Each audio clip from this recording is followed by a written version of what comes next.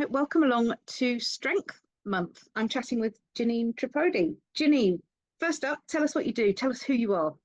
Yeah, hi. Thanks for having me.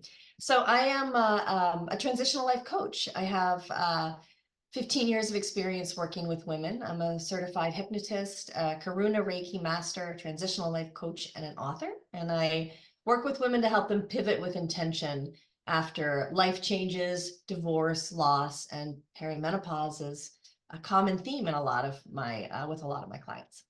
I bet it is. And I guess like strength as a topic that we're talking about this month. I think a lot of people think of it as kind of like, oh, I need to go and lift some weights, but actually there's so much about sort of personal strength, like resilience, all of that stuff, isn't there? You must see that all the time. Oh, absolutely. Absolutely. And the strength that comes with clarity is what I'm really focusing on with my clients. And I don't think people recognize that enough, that there is that not just the physical, but the emotional, the mental, and the energetic strength that comes with clarity, boundary setting, understanding yourself, what your needs are, communicating them, and all of those different pieces. And then, of course, the root of a lot of what I do is tapping into your own intuition and trusting yourself. All of which is like my favorite subjects in the world. So, I mean, we see, we've just before we started recording, we've been talking about this. We see a lot of women in the Facebook group talking about how they feel kind of disempowered at home, how they feel kind of like they're the maid to their family, like they're taken for granted. And I guess we want to kind of instill some strength in them to know their worth. Yes, definitely. And when we were talking before, you nailed it. I think, how do we communicate that with those around us, right? I've noticed for myself as well, as a 52-year-old woman who's been a long, slow path through perimenopause, that a lot of women, I guess, get to a place in their life where it's not just this transitional time in our bodies, but also in our really our emotional boundaries too, right? And getting to this place where we're, I mean, obviously I didn't prepare for this, so you can, this is all a conversation, but it's authentic, where a lot of life changes are happening. And this is sort of reevaluation of who are we? And we're here in this point in our lives, and a lot of things start to mean different things, and a lot of priorities start to shift. And maybe if we've had kids, they're getting older, and there's a lot of transitions happening. And for a lot of women, it can be a frustrating time where there's a realization that they haven't been either clear on their boundaries or understanding what they really are, what they really want, and vocalizing those. So yeah, so there's a lot there.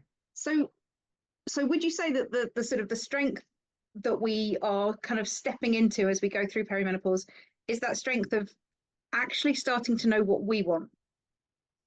100%. I mean, I think it starts with recognizing that maybe we don't know what we want. Yeah.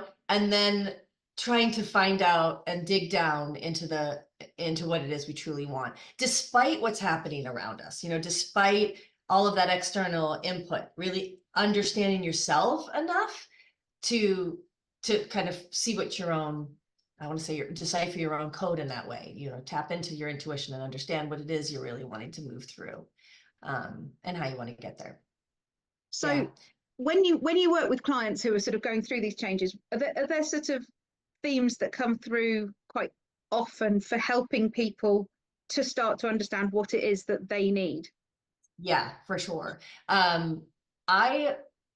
I would say the main theme would be understanding how you want to feel, and sort of that underlying, tapping into that underlying motivation. So many of us think, I want this, I want to do this, or, this is all what's happening around us, so I'm going to choose that route too. I like that, looks pretty and shiny. But when we just figure out truly what it is you want inside and why, it's the why part. Like, why do you want this? How do you want to feel? And why do you want to feel that way? So many of my clients are kind of trudging down this path, and then we kind of back it up, figure out what are the main drivers What are those emotional connections? And then why do you have those? And what is it that you're really looking for? And they sort of do, oh, I didn't even realize I wanted to go this way, you know? So that is, that is a main theme, really understanding, I guess, where your road is leading. And is there anything that people can do kind of on their own? I mean, obviously we want people to come and work with you. I get that. But, you know, a lot of people might be watching this and thinking, okay, well, that's lovely, but how on earth do I work out from all these potential options what on earth might be right for me? Because as you say, we're so in our heads and in the shoulds and in all the sort of, oh, I should do this because society wants me to blah, blah, blah, blah, blah. How do people start going, right, what do I need? Yeah, I think number one would be start grounding yourself. So grounding yourself, however that looks for you. Maybe it's taking a walk, maybe it's sitting quietly with a cup of tea and just calming your system, your physical system, so that you can actually hear what's going on inside, right? We're getting stuck in our head. I want everyone to move to their heart space. Maybe that involves tapping on your heart chakra, getting grounded in your space, and then asking yourself, how do you want to feel? And journaling it. So when you write it down and you're journaling, you're organizing those thoughts, you're connecting, you know, your parts of yourself together so that you can then also reread it if you'd like, or maybe you want to burn it. But getting it out on paper, understanding, how do you want to feel? How do you want to feel in this moment? I want to feel free. I want to feel confident. I want to feel independent. I want to feel loved. I want to feel cared for. I want to feel powerful. Whatever it is, write it down. And then you start to say, okay, what can I do to make me feel this way? Or what in my life is not in alignment with this? And how can I shift it? And it really isn't, like, I think I'm jumping a bit here, but I want to point out, it really isn't getting other people to do the things for you or to change the way other people are interacting. It's all about changing your direction, your perspective.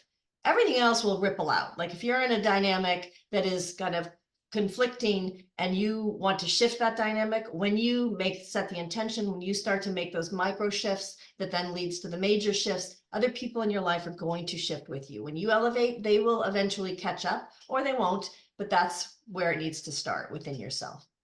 Yeah, I've had only one espresso this morning, Emily, so I'm No, I'm all good. I'm all good. I'm loving it.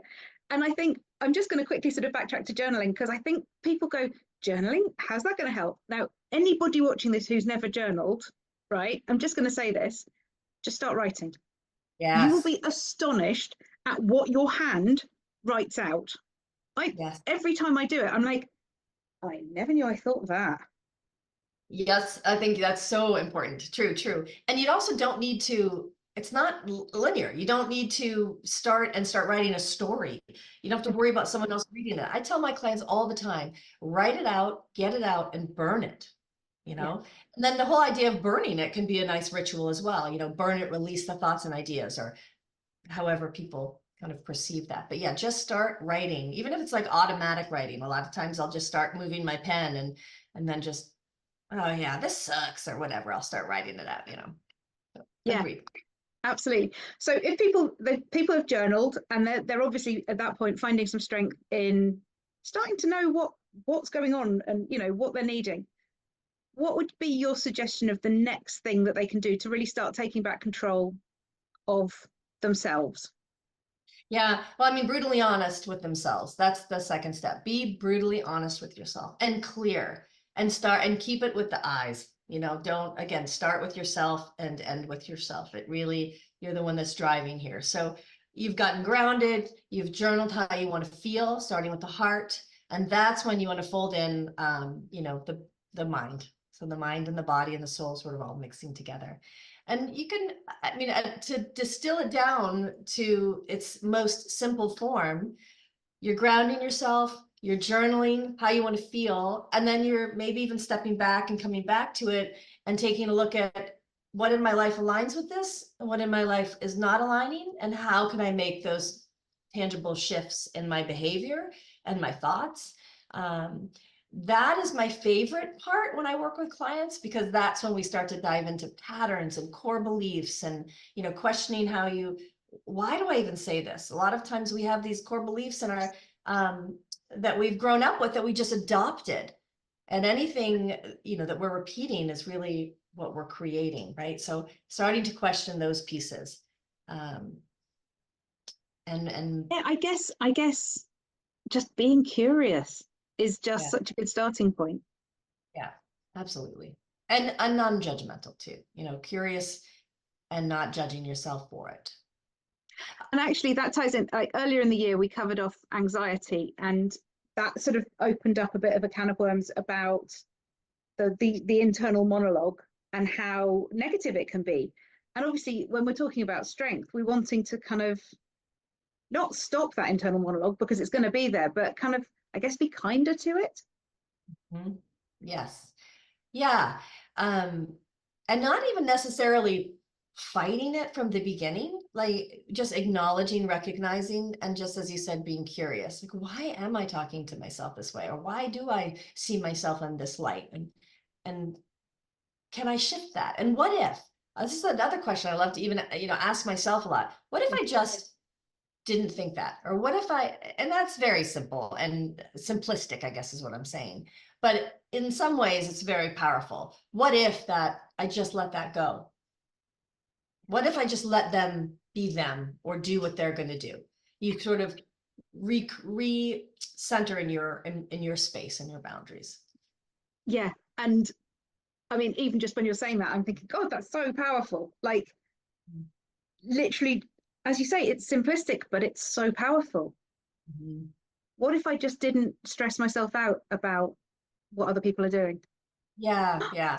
Imagine the energy I would get back. Right? What if I didn't get myself in a mess about the fact that the kitchen's a bit of a mess? Imagine Mm-hmm. the energy I'd have back. Yeah. It's It's incredible. huge. Now, do I do that all the time? No, sometimes No, I of just, course not. because the kitchen's a mess when I walk in. That's okay too. Absolutely. I'm not saying that we suddenly, by doing this, we suddenly become this perfect person. I'm not saying that at all. But actually, there is so much strength in just querying why we're responding to things in the way we are. Yes, there is. Yeah, very true. And one other thing that we talked about before we started recording was communication. So communicating to the people around us, because obviously as our hormones are changing, as life things are changing, maybe kids are leaving, maybe work's different, whatever, we can feel massively out of control, can't we? Mm-hmm. And I know I've been guilty of this. Then the rage comes in, and it's clearly your whole being going, I need some control back, but I don't know how to do it. And I think if we learn to communicate a bit better, then we can kind of nip it in the bud before it explodes. Yeah, for sure. And I think when when you're feeling that, like when you can identify the feeling that leads to that sequence of events, you'll have an indicator what your first sort of activator is, right? So start to feel that, or however it is for you. That's when I would love people to start to tune into the curiosity of, why am I feeling this way? Why am I on this trajectory? Pause. It's like the moment of the pause, right? Whether you're communicating with someone or you're trying to interrupt a pattern that you have that leads to certain behaviors, you want to just take the pause. So you can do that by consciously breathing, acknowledging, oh, I feel like I'm about to fly off the handle here, or however, I'm going to cry, or I'm going to be emotional, or whatever it is. And creating that sort of pause to then be able to organize your thoughts, really. When we can get caught up in the physical response, whether it's to stress and anxiety or old patterns, breaking that physical piece first so that then you can activate that cognitive is where that thoughts and the mind sort of connect and can start, if left unchecked, can just reinforce each other, and then you're just down the path, right? Yeah. So pausing, organizing your thoughts and emotions around it, being curious, and then communicating clearly. Brene Brown, she's like, my favorite quote that she said is, clear is kind, right? Yeah. So being clear, and I would also submit, fewer words the better. So My partner would agree with you there. He's always he always tells me I use far too many words. Yeah, I mean, I'm guilty of it too, but the fewer words the better, particularly if it's a charged conversation.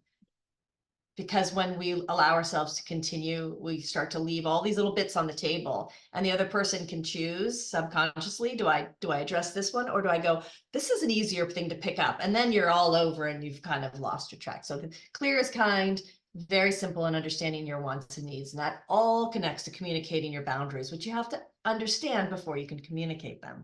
Yeah. So just to recap, I guess we started with talking about just grounding yourself, asking yourself what it is you actually want, journaling around that, and then being clear and kind in your communication of that. Absolutely. And I would just add, how do you want to feel? So that second step, ground yourself, and how do you want to feel? How do you get into alignment with that? And then communicating it clear and kind. Yeah. Amazing. And that, like, I feel like that doesn't even tally to like kind of the amount of like lifting weights you'd have to do to feel that strong. That's just such a superhuman strength from within, isn't it? Once you've got those sort of ducks in a row. It is. It is. Yeah. I think when you get to that clarity point, that internal clarity, right? What you want and how you want to feel, that's where the strength and confidence lies. So when you understand yourself and your own desires, that's where clarity, confidence, and all of those pieces come in. Amazing.